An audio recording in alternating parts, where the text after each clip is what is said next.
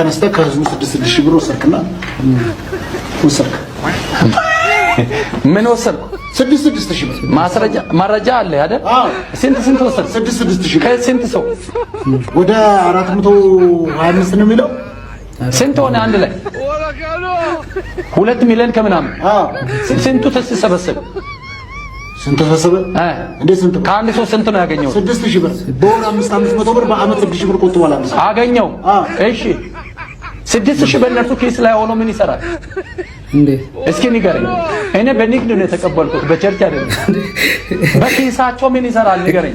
እኔ ጋር ትመጣ እኮ 2 ሚሊዮን ነው እና በቃ ስራ ሰራሁበት። ይጠቅማቸው እያልኩ ያለው ምንድን ነው? ከቅድም 6,000 ብር በአንተ ኬስ ከሚሆን እኔ ጋር ቢገባ ይሻላል እያልኩ ነው ያለው። ስራ ይሰራል። ያ 6,000ም ሰርቄ አይደለም የተቀበልኩት፣ በሰው ስምምነት ነው እንዴ።